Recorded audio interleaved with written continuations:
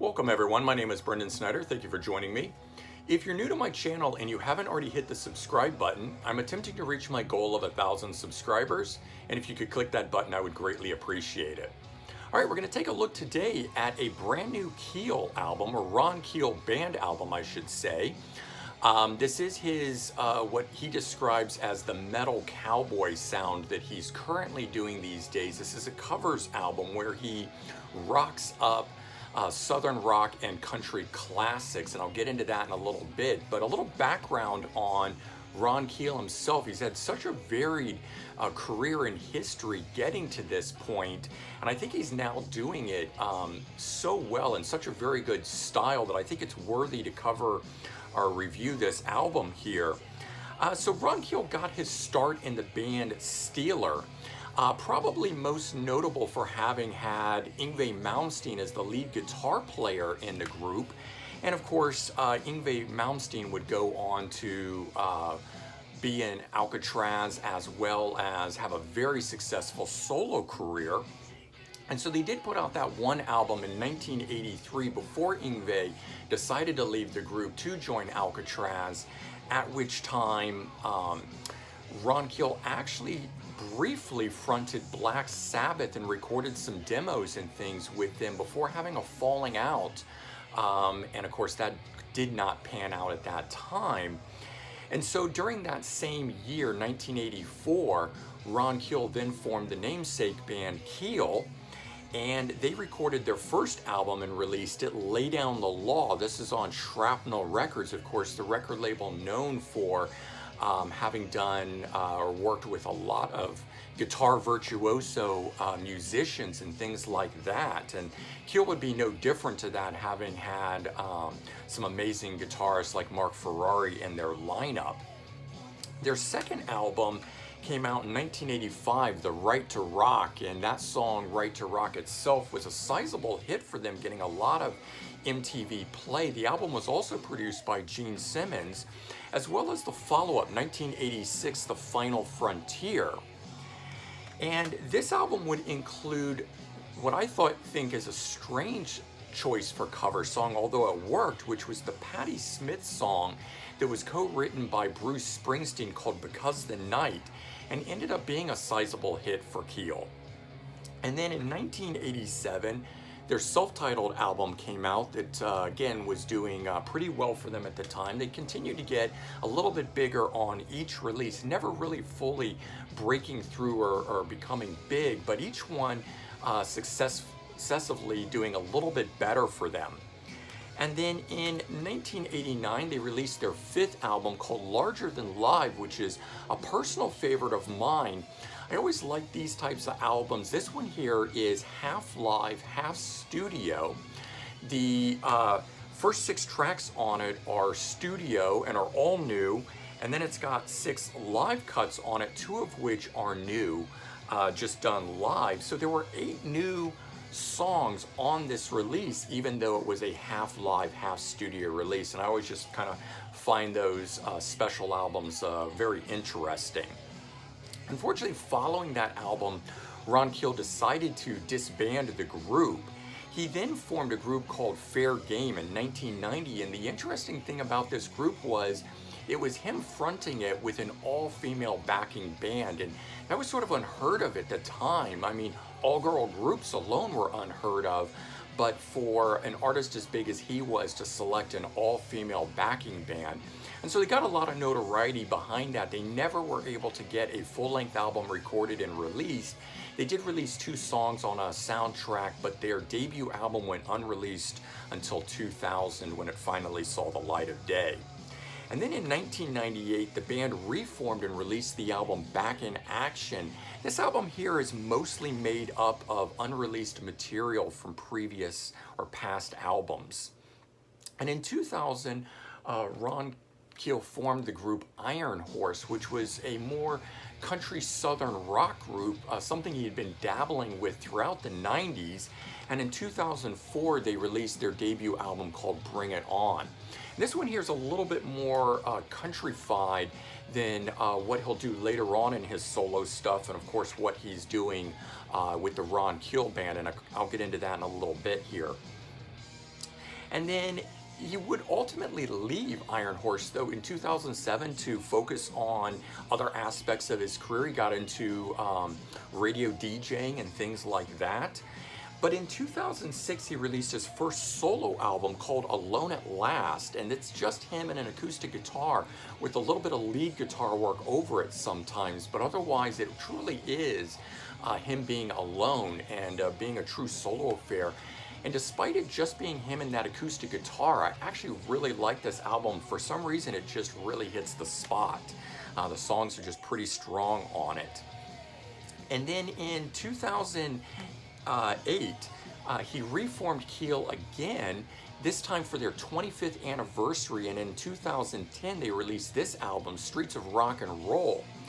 Unfortunately, it didn't really do a whole lot, and since that time the band has only played sporadically with, and they've said, with no intention of necessarily following up that album. So as it sits, it doesn't appear that Keel may ever record or do anything again, of course, but we always, never say never. Now, following that, in 2014, Ron Keel released his second solo album, Metal Cowboy, and this is the one we're actually listening to in the background here, where I think he finally hit the nail on the head with that sort of country southern rock sound that he had been going for, and it's a nice bridge between his Keel Band, which was more of the metal outfit, and the country side of things that he was doing with Iron Horse. So he now finally, I think, bridged that really well. And it's a strong album. I highly recommend it if you're not familiar with this. Check this album out here. This was reissued in 2019 on David Ellefson, bassist of Megadeth. He's got a record label, EMP, and he reissued it. So it tells you right there how good it is if you've got a bassist of Megadeth reissuing this Ron Keel album. And other cool thing about that album is that he does a cover of the Keel song Evil, Wicked, Mean, and Nasty on it. Again, one of my personal faves of their songs. And then in 2019, he formed and released this album here under the name the Ron Keel Band, which is bringing us up to present day where we are. We're going to talk about the South by South Dakota release. This one here, Fight Like a Band, all new, original or studio recording by the band. It does feature 4 Keel songs re-recorded, including that hit Because the Night, which was also a cover song, and then The Right to Rock, which was their other really big hit by the Keel Band. And again, cool to hear this southern rock group doing those metal Keel songs, interpreting it. And so that brings us to this 2020 release, South by South Dakota. Of course, the name is a play on the South by Southwest festival of the same name. And South Dakota is also where Ron Keel and the band currently reside or are from right now. So, of course, that would play into the South by South Dakota name. It features 11 cover songs. And again, they're rocked up Southern rock and country classics. And I really like the song selection on here because they aren't immediately obvious that these should be cover songs. Sure, Lynyrd Skynyrd isn't covered on this. You would expect a band like this to be doing Lynyrd Skynyrd, but Lynyrd Skynyrd's actually represented by 2 tracks on here. They've got a Van Zandt song and they've got a Rosington Collins song on here. So that's what I mean by the cover songs aren't immediately obvious as songs that would be covered, but when you get down to it and you look into it, you go, wow, yeah, of course, that makes total sense. And the song selections aren't always the biggest hits. They're well-known songs, but they didn't just go right out and do the big hits by each of these groups, which is nice because sometimes those songs are just so overplayed and so overdone, I'm not looking to get another version of it, sort of a thing. And then the other thing that I like about it is that the Ron Keel Band really brings their own influences to each of these songs. They're not just straight cover songs rehashing what these other great bands have already done. They interpret these, and I think that really adds to it. So it's got 10 studio tracks and 1 live medley. The first track on here, Train Train, is a Blackfoot song, followed by Rockin' Into the Night, 38 Special. Then Don't Misunderstand Me, that's the Rosington Collins band song, and of course, Rosington and Collins both having been from Lynyrd Skynyrd.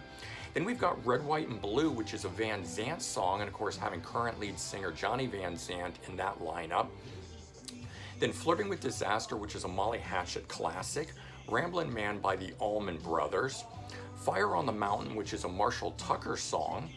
Mama Don't Let Your Babies Grow Up to Be Cowboys, which is the Willie Nelson classic, and that is the what I would call the one country song on here, but boy, they do a really great version of it here. And then Homesick by Atlanta Rhythm Section, a really underrated Southern rock band in my opinion. Ghost Riders in the Sky, which is an Outlaw song. And then the last track on here, Creedence Medley, which is a live track. And of course, that's by Creedence Clearwater Revival. And I actually didn't think I'd care for that one as much. I thought, okay, they're doing a medley, so you're never really going to be able to get into each song before it changes to the next. In all actuality, that's my favorite track on the album here. So I really like that one, along with Don't Misunderstand Me, the Rosington Collins Band song that's on here. So let's take a look at this. This is the front cover of it. This, if you don't know, is they have this train grill set up and the drummer plays on top of that, which is where that comes from. So I like how they've incorporated it into their album cover here. And then you can see that Ron Keel has signed it. I had to order this off of the website. I don't yet know if it's been released through Amazon or a record label of sorts, but right now it's definitely available through his website, and he is signing those. And so let's take a look inside it. I'll open this up here. We get a poster with it, which is also signed, and I'll open that in just a second. But you get a really nice quadruple gatefold fold-out diggy pack that's done here. There's no booklet in it. Let me pop out the CD. Get a little bit better shot of that train cover without the logo on it. And then it goes through and it covers song by song the writers and stuff, so you can see who originally did those. And there's a couple really great band shots of the guys there. And here's the back side of it with the track listing on it. And I'll open this poster here, which is great as a two-sided thing. We get a cool live shot, and as I said, as you can see, it's signed down there in the bottom. And then he writes up on the back side of this what's going on and everything, and give you some little background history about everything. And again, if you know me, you know that I certainly enjoy getting to read a little something about what the album's about and the track listing and all that sort of stuff. All right, so bottom line on this album here, I think it's a really great song selection for what it is as a Southern rock and covers album that it is. And since the band puts their own spin on each of these songs, it makes it really more than it is, and it's nice because I don't just feel like I'm re-listening to or having to rehash tracks that are already out there by these great original bands that did them. And I think if you're a fan of Southern rock and Ron Keel, I think you're going to really enjoy this album, and I would recommend picking it up. All right, I hope you guys enjoyed this, and if you did, please remember to comment, like, and subscribe. Let me know your thoughts, and I hope everyone has a great day. Take care. Bye-bye.